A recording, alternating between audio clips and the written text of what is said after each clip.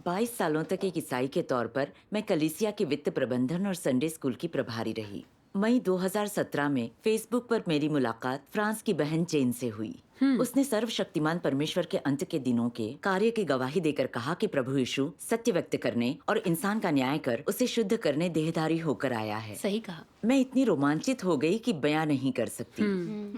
मैंने इस पर और अधिक गौर किया और समझा कि सर्वशक्तिमान परमेश्वर द्वारा व्यक्त वचन सत्य है, परमेश्वर की वाणी है, सिंहासन से प्रवाहित होने वाले जीवन जल का सोता है। मेरी आत्मा को पोषण और सिंचन मिला। मेरी 2 बेटियों और मैंने सर्वशक्तिमान परमेश्वर के अंत के दिनों के कार्य को स्वीकार किया। परमेश्वर का धन्यवाद। परमेश्वर का धन्यवाद। एक दिन बातचीत के दौरान एक बहन ने अपनी पुरानी कलीसिया के अगुआ से सुसमाचार साझा करने की बात बताई।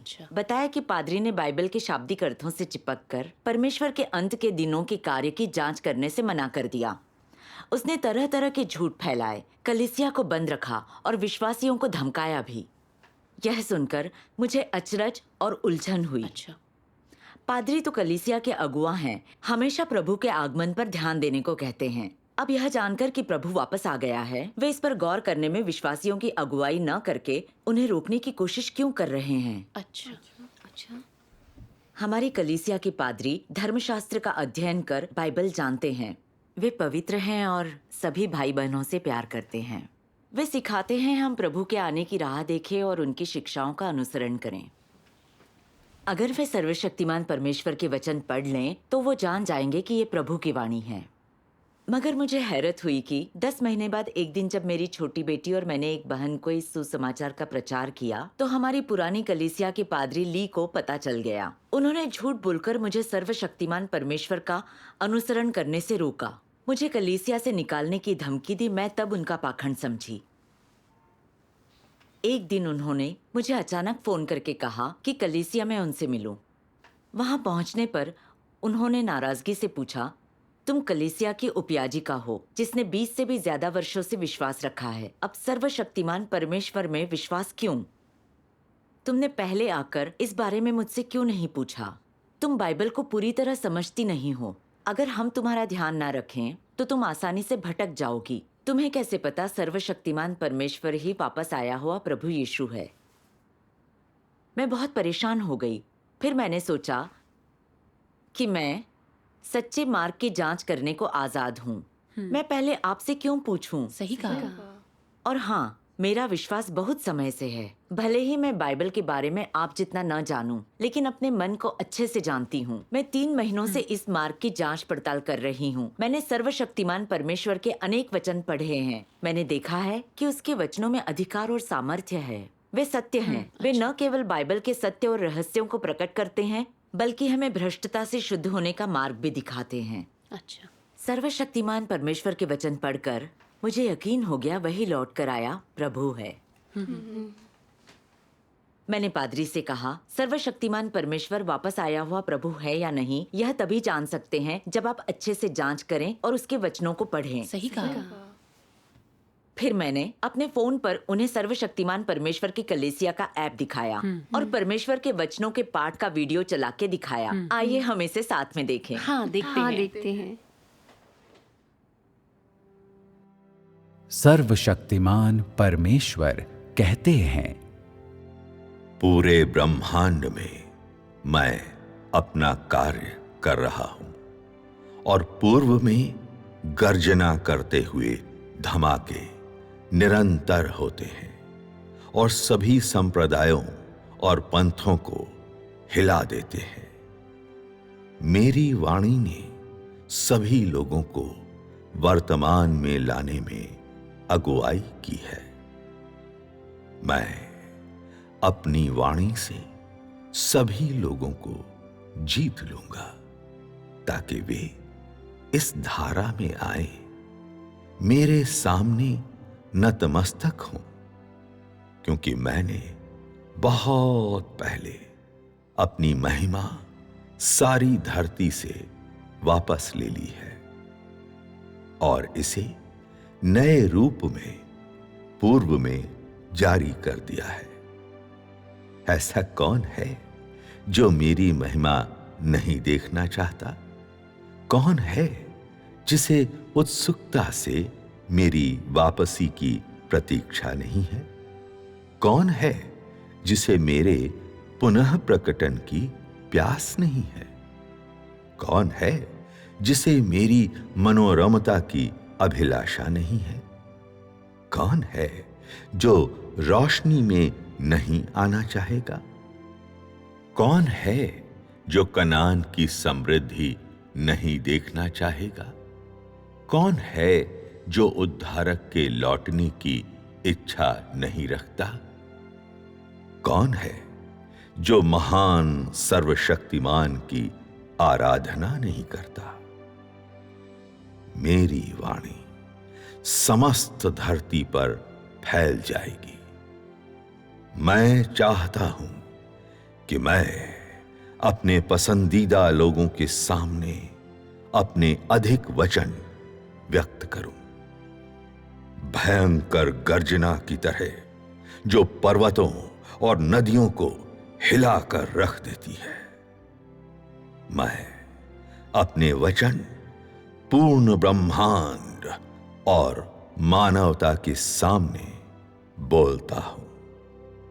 अतः मेरे मुख के वचन इंसान के लिए खजाना बन गए हैं और सभी लोग मेरे वचनों को संजो कर रखते हैं। बिजली पूर्व से लेकर पश्चिम तक चमकती है। मेरे वचन ऐसे हैं कि इंसान इन्हें त्यागना नहीं चाहता और साथ ही उन्हें कल्पना से परे पाता है, लेकिन उसमें भरपूर आनंद लेता है। किसी नवजात शिशु की तरह लोग मेरे आगमन की खुशियां और आनंद मना रहे हैं।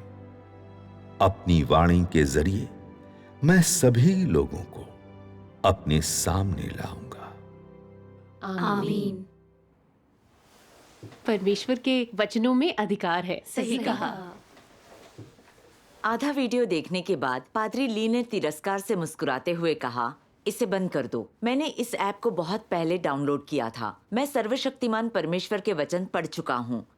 मुझे हैरानी और खुशी दोनों हुई। मैंने जल्दी से कहा, सर्वशक्तिमान परमेश्वर के वचन पढ़कर क्या आपको लगता है कि ये परमेश्वर की वाणी है? उन्होंने अपने होठ सिकोड़ते हुए कहा, परमेश्वर के सारे वचन बाइबल में हैं। बाइबल से परे परमेश्वर का कोई वचन नहीं है। ये वचन चाहे जितने अच्छे लगे, मैं इन पर यकीन नहीं करूंगा। इससे मुझे बड़ा झटका लगा और मैंने जवाब दिया, पादरी ली, क्या आपको यकीन है कि परमेश्वर के सभी वचन बाइबल में हैं? आपने हमेशा यह पद सुनाया है। और भी बहुत से काम हैं जो यीशु ने किए। यदि वे एक एक करके लिखे जाते तो मैं समझता हूँ कि पुस्तकें जो लिखी जाती वे संसार में भी ना समाती। मैंने सही कहा ना? सही कहा। प्रभु यीशु ने 3.5 साल कार्य किया और अपने अनुयायियों की अगुवाई की कि वे हर जगह प्रचार और कार्य करें। उसने अनेक बातें कही, बहुत से धर्मोपदेश दिए। अच्छा। बाइबल के 4 सुसमाचारों में प्रभु यीशु के वचनों का सिर्फ एक छोटा सा अंश ही दर्ज है। सच है। इसलिए आपका यह दावा कि परमेश्वर के वचन केवल बाइबल में है, सच्चाई से मेल नहीं खाता। सही है। प्रभु यीशु की स्पष्ट भविष्यवाणी थी कि पुस्तक को खोलने और कलीसियाओं को अपने वचन सुनाने के लिए वह अंत के दिनों में अवश्य वापस आएगा।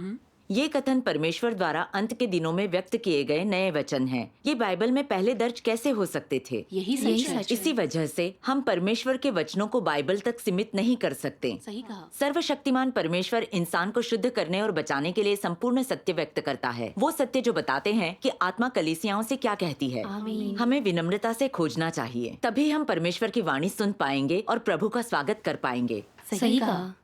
पादरी ली ने मेरी ओर उपेक्षा से देखा और पहेली बुझाते हुए कहा, मैं देख सकता हूँ तुम थोड़ा बहुत जानती हो, मगर किसी भी हालत में हम ईसाई बाइबल से दूर नहीं हो सकते। सर्वशक्तिमान परमेश्वर के वचन अगर बाइबल से परे हैं तो मैं उन्हें स्वीकार नहीं सकता। तुम्हें भी सर्वशक्तिमान परमेश्वर में विश्वास नहीं रखना चाहिए, वरना हमारी कलीसिया में तुम्हारी सेवा समाप्त कर दी जाएगी और फिर तुम्हें पछतावा होगा। मैंने कहा, क्या हम ईसाई प्रभु यीशु के वापस आने के लिए बेताब नहीं हैं? बिल्कुल। केवल सर्वशक्तिमान परमेश्वर की कलीसिया ही गवाही देती है कि वो वापस आ गया है। तो क्या हमें इस पर गौर नहीं करना चाहिए? अच्छा। अगर हम विनम्रता से न खोजकर अपनी धारणाओं और कल्पनाओं से चिपके रहें तो प्रभु की वापसी से चूक जाएंगे और फिर हमें वाकई पछतावा होगा। सही कहा। मेरी बात पूरी होने से पहले ही वे जोर से बोल पड़े, बहुत हुआ, मैं नहीं करूंगा विश्वास तुम्हारे सर्वशक्तिमान परमेश्वर पर। मैं तुम्हें सोचने का और समय देता हूं। अगर तुम नहीं मानी तो तुम्हें निकाल दिया जाएगा। इतना कहकर वो तेजी से बाहर चले गए। पादरी ली की प्रतिक्रिया से मैं चौंक गई। मुझे बहुत निराशा हुई। वे हम सबसे हमेशा कहा करते कि प्रभु विनम्रता से खोजने वालों को स्वीकार करता है। अब प्रभु की वापसी की बात को लेकर मैं उन्हें बाइबल और अपनी धारणाओं से चिपके हुए देखकर हैरान हो गई। सर्वशक्तिमान परमेश्वर के वचन पढ़कर भी वे और नहीं जानना चाहते थे। साफ है कि वे दोगले थे, क्योंकि ये तो पाखंड है। हाँ, ये तो पाखंड है। हाँ, सही कहा। तो उस रविवार मैं कलीसिया गई थी। सेवा से पहले पादरी होंग ने मुझसे कहा कि सुना है तुम सर्वशक्तिमान परमेश्वर की कलीसिया के बारे में पता कर रही हो। उस कलीसिया के बारे में मुझे थोड़े समय पहले पता चला। वे बाइबल से परे बातों का प्रचार करते हैं। सर्वशक्तिमान परमेश्वर में तुम्हारी आस्था प्रभु यीशु के साथ विश्वासघात है। उस आस्था को छोड़ दो, वरना इतने वर्षों की तुम्हारी आस्था बेकार चली जाएगी। मैंने सोचा मैं सर्वशक्तिमान परमेश्वर में विश्वास रखती हूँ, या इन्हें कैसे मालूम हुआ? जरूर पादरी ली ने बताया होगा। इसलिए मैंने उनसे पूछा, जब प्रभु कार्य करने आया तो उसने पुराने नियम का पालन किया था? उसने प्रायश्चित के मार्ग का प्रचार किया और सब्त को कायम नहीं रखा। क्या यह पुराने नियम में दर्ज था? नहीं। प्रभु का कार्य और वचन पुराने नियम से परे हैं। इसलिए क्या आप यह कहने की हिम्मत करेंगे कि हम प्रभु में विश्वास रखकर यहोवा परमेश्वर को धोखा दे रहे हैं? बिल्कुल नहीं, बिल्कुल नहीं। उनके अजब हाव भाव देखकर मैंने उनसे पूछा, आपने सर्वशक्तिमान परमेश्वर के वचन पढ़े हैं? उसके वचन बाइबल के रहस्य प्रकट करते हैं। वे बताते हैं कि इंसान द्वारा परमेश्वर का प्रतिरोध और पाप करने की जड़ क्या है। वे इंसान को शुद्ध कर बचाने वाला संपूर्ण सत्य व्यक्त करता है। अच्छा। उसके वचनों की भविष्यवाणी प्रकाशित वाक्य में की गई है, जो है आत्मा कलीसियाओं से क्या कहती है। मैंने सर्वशक्तिमान परमेश्वर के वचनों को पढ़ा है और उनकी वाणी सुनी है। मैं जानती हूँ सर्वशक्तिमान परमेश्वर वापस आया हुआ प्रभु यीशु है। उसमें विश्वास रख के मैं परमेश्वर के पद चिन्हों पर चल रही हूँ। यह प्रभु यीशु के साथ विश्वासघात कैसे हुआ? अच्छा। पादरी होंग ने मेरी बात काटते हुए कहा, बहुत हुआ। अगर इसी राह पर अड़ी हो तो पक्का कर लो, कहीं बाद में पछताना न पड़े। फिर रुखाई से मुस्कुराकर चले गए। उनके हाव भाव देखकर मैं सिहर गई। सोचने लगी कि जाने उनका अगला कदम क्या होगा। तो फिर क्या हुआ? क्या हुआ? बताइए। सेवा शुरू हुई और पादरी होंग ने सर्वशक्तिमान परमेश्वर की कलीसिया को बदनाम करने वाला झूठा वीडियो चलाया। मनगढ़ंत और झूठे आरोपों वाले इस वीडियो को देखकर मैं भड़क गई और सोचने लगी, अच्छा। केवल सर्वशक्तिमान परमेश्वर की कलीसिया गवाह है कि प्रभु लौट आया। सर्वशक्तिमान परमेश्वर के बहुत से व्यक्त किए गए सत्य ऑनलाइन उपलब्ध हैं। उन पर गौर करने के लिए विश्वासियों की अगुवाई करने के बजाय आप झूठे वीडियो से सर्वशक्तिमान परमेश्वर की कलीसिया को बदनाम कर रहे हैं। आप सिर्फ परमेश्वर का प्रतिरोध कर रहे हैं और उसका तिरस्कार कर रहे हैं। अच्छा। हाँ। फिर पादरी होंग ने ऊंची आवाज में कहा, बाइबल में कहा गया है, मुझे आश्चर्य होता है कि जिसने तुम्हें मसीह के अनुग्रह में बुलाया उससे तुम इतनी जल्दी फिरकर और ही प्रकार के सुसमाचार की ओर झुकने लगे। परंतु वह दूसरा सुसमाचार है ही नहीं। पर कितने हैं जो तुम्हें घबरा देते हैं और मसीह के सुसमाचार को बिगाड़ना चाहते हैं।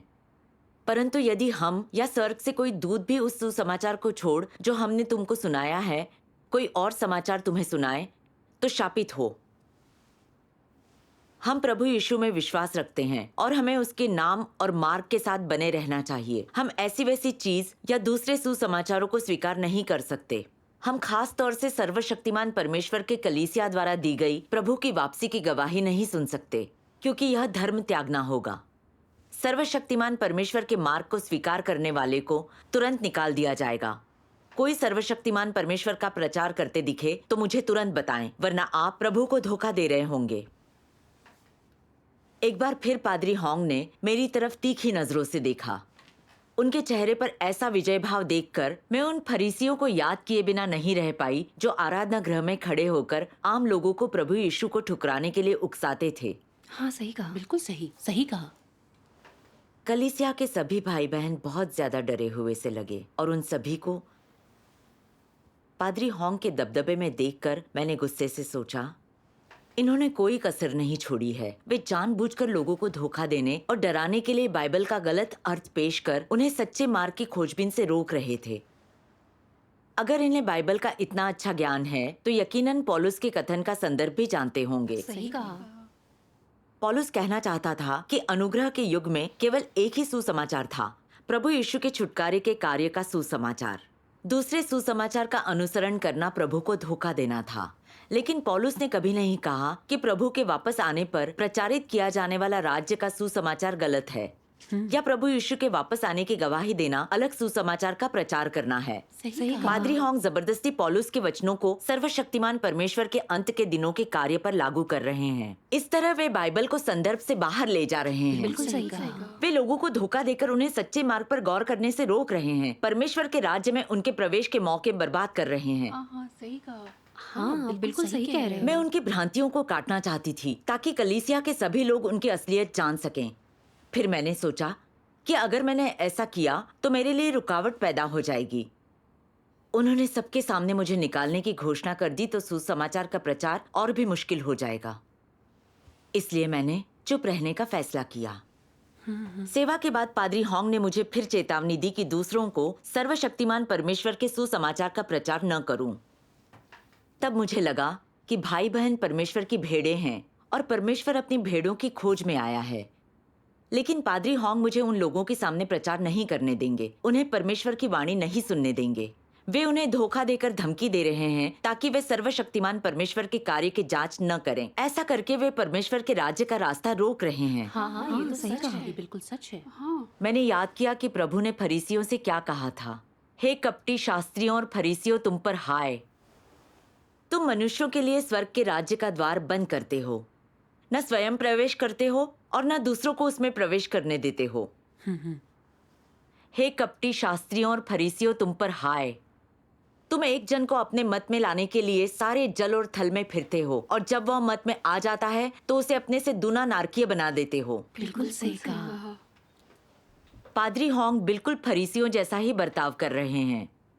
उन्होंने प्रभु के आने की बात सुनने से मना किया और परमेश्वर की वाणी सुनने और प्रभु का स्वागत करने से दूसरों को रोका। यह अधर्म और दुष्टता है जिससे परमेश्वर के स्वभाव का अपमान होता है। वे श्राप के भागी बनते हैं। हाँ, सही कहा। सच बात है। पादरी की बातों का मुझ पर कोई असर नहीं हुआ। मैंने सुसमाचार का प्रचार जारी रखा। परमेश्वर का धन्यवाद। पादरी ली ने अगले हफ्ते मुझसे अपनी बेटी के साथ कलीसिया आने को कहा। वहाँ उनके साथ 4 अन्य उपयाजक और काउंसिल के सदस्य भी थे। पादरी ली ने मुस्कुराकर पूछा, क्या तुमने अपने फैसले पर फिर से सोचा? मैंने ईमानदारी से कहा, एक ईसाई के रूप में हम निरंतर पाप करते और स्वीकार करते रहते हैं, खुद को पाप से मुक्त नहीं कर पाते। सर्वशक्तिमान परमेश्वर सत्य व्यक्त कर इंसान का न्याय कर उसे शुद्ध कर रहा है। केवल उसके कार्य को स्वीकार कर उसके न्याय और शुद्धिकरण से गुजर कर ही हम पाप से पूरी तरह शुद्ध होकर परमेश्वर के राज्य में प्रवेश के लायक बन सकते हैं। हाँ, सही कहा। मैंने प्रभु में वर्षों से विश्वास रखा और अब उसके आने का स्वागत किया। मैं सर्वशक्तिमान परमेश्वर को कभी धोखा नहीं दूंगी। जी बिल्कुल। फिर एक उपयाजक अचानक उठ खड़े हुए और मेरी ओर उंगली उठाकर गुस्से में बोले, तुम सर्वशक्तिमान परमेश्वर में मानती हो, इसलिए तुम रविवार स्कूल टीचर नहीं रहोगी, न ही कलीसिया के वित्त प्रबंधन की प्रभारी रहोगी। पादरी ली ने स्नेह दिखाते हुए कहा, प्रभु में हमारी आस्था का अर्थ है हमारे पाप माफ कर दिए गए हैं। हमारा न्याय या हमें शुद्ध करने के लिए प्रभु का वापस आना जरूरी नहीं है। तुम्हें गुमराह किया गया है। मैंने कहा, जब प्रभु को सूली पर चढ़ाया गया तो उसने हमारे सारे पाप माफ कर दिए, लेकिन हमें समझना होगा हमारे पापों के माफ होने का मतलब प्रभु यीशु ने हमें छुटकारा दिलाया और अब हम दंडित नहीं हो सकते। इसका यह अर्थ नहीं है कि हम शुद्ध हो गए हैं और पूरी तरह बचा लिए गए हैं। प्रभु यीशु ने हमारी पापी प्रवृत्ति को पाप मुक्त नहीं किया, इसलिए हम इसके काबू में हैं और अक्सर अहंकार, कपटता और दुष्टता जैसे शैतानी भ्रष्ट स्वभाव प्रकट किए बिना रह नहीं पाते। सही कहा। इब्रानियों 12:14 में कहा गया है, सबसे मेल मिलाप रखो और उस पवित्रता के खोजी हो जिसके बिना कोई प्रभु को कदापि न देखेगा। अच्छा। प्रभु पवित्र है, तो हम गंदे लोग जो प्रभु दर्शन के भी लायक नहीं है, स्वर्ग के राज्य के लायक कैसे हो सकते हैं? यही वजह है जब प्रभु यीशु ने अंत के दिनों में वापस आने का वायदा किया ताकि सत्य व्यक्त करके इंसान का न्याय और शुद्धिकरण कर सकें। इससे प्रभु की ये भविष्यवाणियां पूरी हो जाती हैं। मुझे तुमसे और भी बहुत सी बातें कहनी हैं, परंतु अभी तुम उन्हें सह नहीं सकते। परंतु जब वह अर्थात सत्य का आत्मा आएगा तो तुम्हें सब सत्य का मार्ग बताएगा। जो मुझे ठुकराता और मेरे वचन ग्रहण नहीं करता उसका न्याय करने वाला एक है, अर्थात जो वचन मैंने कहा है वही आखिरी दिनों में उसका न्याय करेगा। आमीन। पादरी ली ने कहा, हम कीलों की निशानियों वाले प्रभु यीशु का इंतजार करेंगे जो हमें अपने राज्य में बादल पर ले जाएगा। सर्वशक्तिमान परमेश्वर भले ही सत्य व्यक्त करे, हमें वह अस्वीकार होगा। सर्वशक्तिमान परमेश्वर के विरुद्ध उन्होंने कई तिरस्कारपूर्ण बातें कही, जबकि दूसरों ने इस निंदा में उनका साथ दिया। उन लोगों को इतना अड़ियल देखकर मैंने सख्ती से कहा, आप सभी कलीसिया के अगुआ हैं। आपने प्रभु के वापस आने की गवाही सुनी है। आप न सिर्फ विनम्रता के साथ खोजते नहीं बल्कि दूसरों को सच्चे मार्ग पर चलने से रोकते भी हैं। आप सर्वशक्तिमान परमेश्वर के कार्य को ठुकराकर निंदा करने के लिए झूठ फैलाते हैं। आखिर यह किस तरह का काम हुआ? परमेश्वर का प्रतिरोध और निंदा करने वालों का अंत में क्या होता है?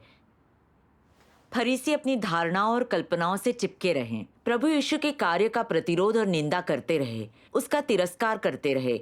अंत में उन लोगों ने उसे सूली पर चढ़वा दिया। इस तरह परमेश्वर का अपमान कर वे श्राप और दंड के भागीदार बने। यकीनन फरीसियों की नाकामयाबी से सबक लेकर हमें जाग जाना चाहिए। हाँ, सही कहा। सर्वशक्तिमान परमेश्वर के वचनों को सुनिए, फिर फैसला कीजिए। फिर मैंने अपने फोन पर सर्वशक्तिमान परमेश्वर के वचनों का एक अंश पढ़ा। सर्वशक्तिमान परमेश्वर कहते हैं, जो मसीह के द्वारा कहे गए सत्य पर भरोसा किए बिना जीवन प्राप्त करने की अभिलाषा करते हैं, वे पृथ्वी पर सबसे हास्यास्पद मनुष्य हैं। और जो मसीह के द्वारा लाए गए जीवन के मार्ग को स्वीकार नहीं करते हैं, वे कल्पना में ही खोए हुए हैं। इसलिए मैं ये कहता हूं कि लोग जो अंतिम दिनों में मसीह को स्वीकार नहीं करते हैं, वे हमेशा के लिए परमेश्वर के द्वारा तुच्छ समझे जाएंगे। इन अंतिम दिनों में मसीह मनुष्यों के लिए परमेश्वर के राज्य में प्रवेश करने का माध्यम है, जिसकी अवहेलना कोई भी नहीं कर सकता। मसीह के माध्यम बने बिना कोई भी परमेश्वर के द्वारा पूर्णता को प्राप्त नहीं कर सकता। परमेश्वर में तुम्हारा विश्वास है और इसलिए तुम उसके वचनों को स्वीकार करो और उसके मार्गों का पालन करो। बिना सत्य को प्राप्त किए या बिना जीवन के प्रावधान को स्वीकार किए तुमको सिर्फ अनुग्रह प्राप्त करने के बारे में सोचना नहीं है। मसीह अंतिम दिनों में आता है ताकि वे सभी जो सच्चाई से उस पर विश्वास करते हैं, उन्हें जीवन प्रदान किया जाए। उसका कार्य पुराने युग को समाप्त करने और नए युग में प्रवेश करने के लिए है, और यही वो मार्ग है जिसे नए युग में प्रवेश करने वालों को अपनाना चाहिए। यदि तुम उसे पहचानने में असमर्थ हो और उसकी भर्त्सना करते हो, निंदा करते हो और यहां तक कि उसे पीड़ा पहुंचाते हो, तो तुम अनंत समय तक जलाए जाते रहने के लिए निर्धारित कर दिए गए हो और तुम कभी भी परमेश्वर के राज्य में प्रवेश नहीं कर पाओगे। इसी कारण से मसीह ही स्वयं पवित्र आत्मा और परमेश्वर की अभिव्यक्ति है, जिसे परमेश्वर ने पृथ्वी पर अपना कार्य सौंपा है। इसलिए मैं कहता हूं कि अंतिम दिनों में जो मसीह के द्वारा कार्य किया गया है उसे तुम स्वीकार नहीं करते हो, तो तुम पवित्र आत्मा की निंदा करते हो और उसका प्रतिकार पवित्र आत्मा की निंदा करने वालों को सहना होगा। वो सभी के लिए स्वतः स्पष्ट है। आमीन। परमेश्वर के वचन उनके कार्य के विरोधियों और निंदकों का हर्ष प्रकट करते हैं। हाँ, सही कहा। तो इस सब पे उनकी प्रक्रिया क्या थी? हाँ, बताइए। मैं पूरा पढ़ पाती इससे पहले ही काउंसिल का सदस्य चीख पड़ा, बंद करो। सर्वशक्तिमान परमेश्वर का मार्ग जितना सच्चा हो, हम उसे स्वीकार नहीं करने वाले। मैंने नाराज होकर कहा, आप बहुत अहंकारी हैं। ये वचन पवित्र आत्मा के वचन हैं, स्वयं परमेश्वर के कथन। क्या आप नहीं समझ सकते? क्या आप परमेश्वर की वाणी को नहीं समझ सकते? आप परमेश्वर की भेड़ है भी या नहीं? सही बात है। पादरी ली ने धूर्त मुस्कान के साथ कहा, प्रभु यीशु के अलावा कोई और सत्य व्यक्त करे तो हम यकीन नहीं करेंगे। मैं समझ गई कि उन्हें सत्य को खोजने की कोई इच्छा नहीं है। वे बस अपनी धारणाओं से चिपके हुए हैं, परमेश्वर के कार्य की आलोचना कर उसकी निंदा कर रहे हैं। वे पूरी तरह से अविवेकी हो रहे हैं। सही कहा। मैं उन लोगों से बात नहीं करना चाहती थी, इसलिए अपनी बेटी के साथ जाने लगी। तभी पादरी ली ने हमें धमका कर कहा, मैं तुम्हें सोचने के लिए 1 महीना देता हूँ। सर्वशक्तिमान परमेश्वर में विश्वास रखोगी तो निकाल दी जाओगी। मैंने गुस्से से कहा, इंतजार किस बात का है? मुझे अभी निकाल दीजिए।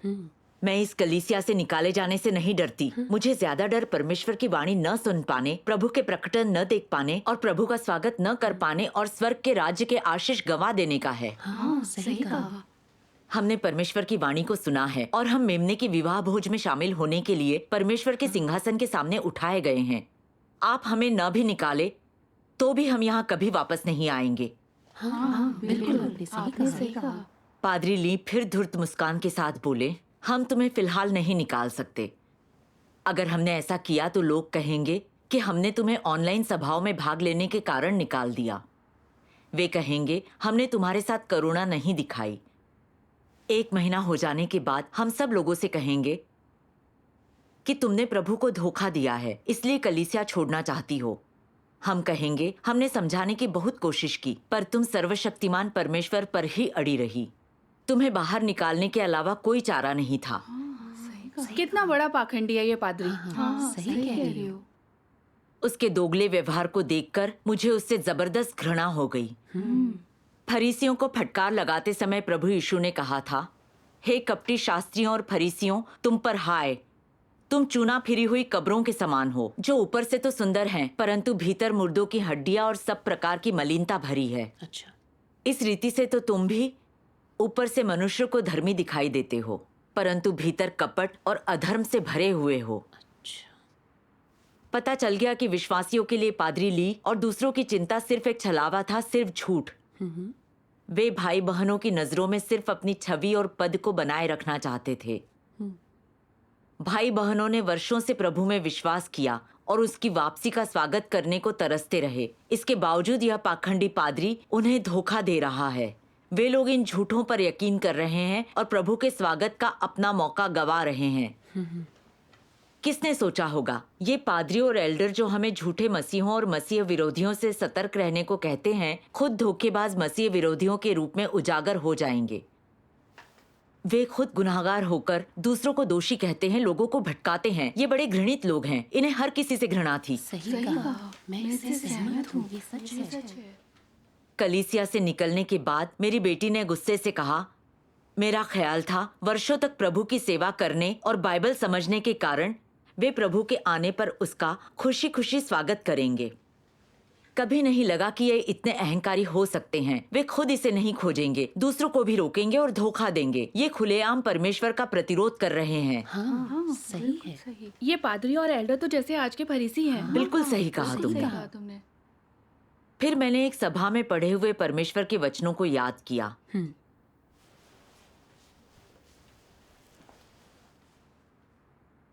वे जो बड़ी बड़ी कलीसियाओं में बाइबल पढ़ते हैं, वे हर दिन बाइबल पढ़ते हैं, फिर भी उनमें से कोई परमेश्वर के कार्य के उद्देश्य को नहीं समझता है। एक भी इंसान परमेश्वर को नहीं जान पाता है और उनमें से एक भी परमेश्वर के हृदय के अनुरूप नहीं है। वे सब व्यर्थ अधम लोग हैं जो परमेश्वर को सिखाने के लिए ऊंचे पर खड़े हैं।